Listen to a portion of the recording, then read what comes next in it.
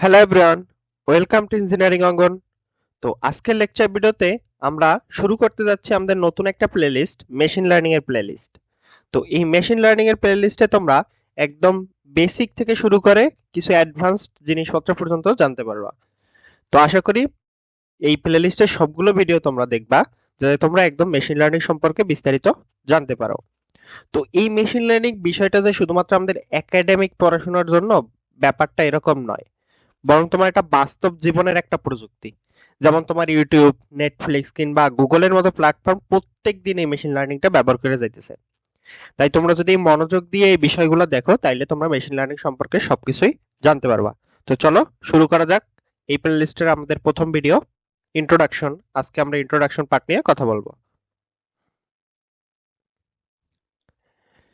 তো প্রথমে আমি যদি একটু মেশিন লার্নিং এর ডেফিনেশনটা বলতে চাই, machine learning is the field of study that gives computers the ability to learn without being explicitly programmed. আচ্ছা, তো মেশিন লার্নিং এর সংজ্ঞা বলতে গেলে, মেশিন লার্নিং হইলো তোমার এমন একটা ক্ষেত্র যেখানে তোমার কম্পিউটারকে এমন একটা ক্ষমতা দেওয়া হয় যাতে তারা সরাসরি প্রোগ্রাম না লিখে ডেটা দেখা শিখতে পারে।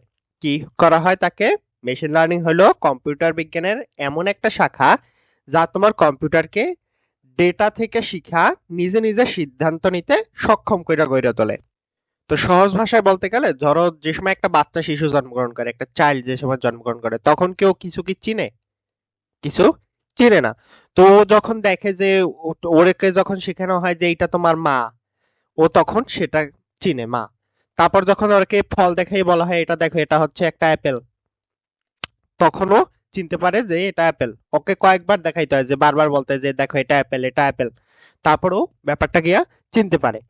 তো ধরো তুমি একটা শিশুকে বিভিন্ন ধরনের ফল দেখাইতেছো, সে বারবার দেখে শিখা নিতে আছে কোনটা আপেল কোনটা কলা। তোমার এইভাবেই কম্পিউটারও ডেটা দীক্ষা শিখে নেয়। তো বাস্তব জীবনের উদাহরণ হতে পারে তোমার জিমেইলের স্প্যাম ফিল্টার, কোনটা স্প্যাম আর কোনটা নট স্প্যাম সেটা নির্ধারণ করে।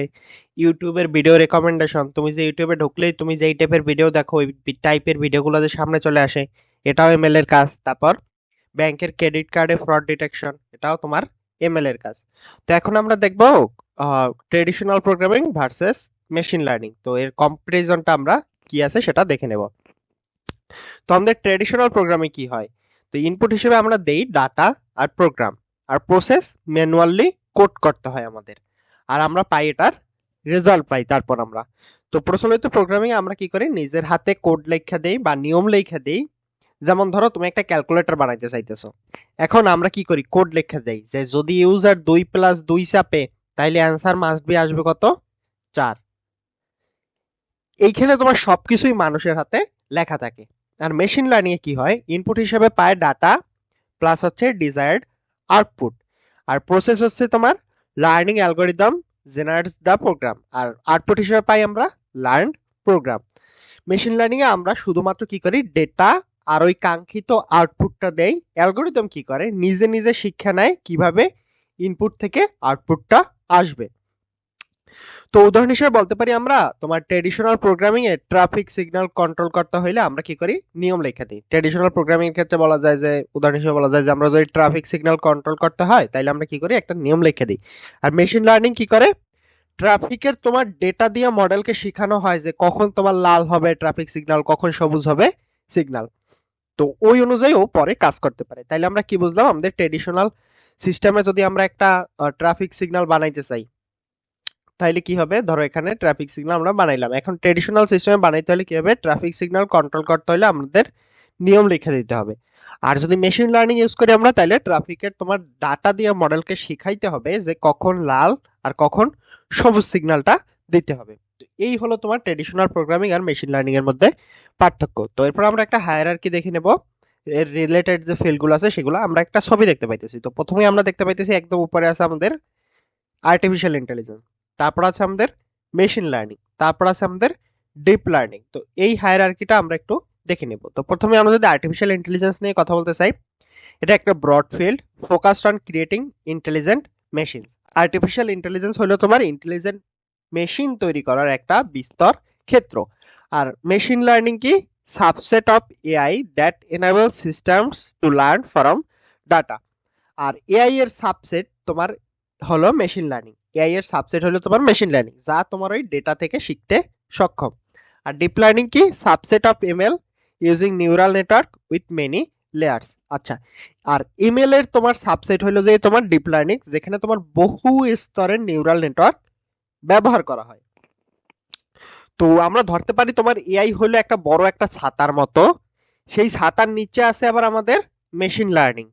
আর এই ডিপ লার্নিং হইলো তোমার এমএল এর ভিতরের আরো একটা গভীর একটা অংশ। তো আমরা কি পাইলাম?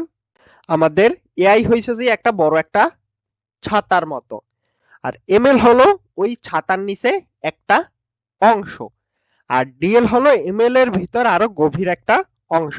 তো আমরা পাইলাম আর্টিফিশিয়াল ইন্টেলিজেন্স হচ্ছে যে ইন্টেলিজেন্ট মেশিন তৈরির একটা বিস্তর ক্ষেত্র, আর মেশিন লার্নিং হইলো তোমার এআই এর একটা সাবসেট, যেটা তোমার ডেটা থেকে শিখতে সক্ষম।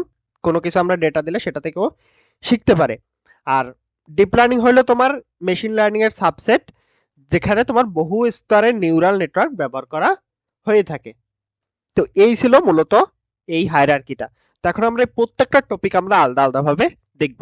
তো প্রথমে আমরা যদি আর্টিফিশিয়াল ইন্টেলিজেন্স নিয়ে কথা বলতে চাই, artificial intelligence is a broad area of computer science concerned with designing systems that can perform tasks requiring human intelligence such as reasoning, problem solving and decision making. আচ্ছা, আর্টিফিশিয়াল ইন্টেলিজেন্স হইলো তোমার computer বিজ্ঞানের এমন একটা ক্ষেত্র যেখানে এমন system তৈরি করা হয় যা মানুষের মতো করে চিন্তা করতে পারে, যেমন যুক্তি করা, কোনো সমস্যা সমাধান করা, কিংবা তোমার সিদ্ধান্ত নেওয়া, এই টাইপের।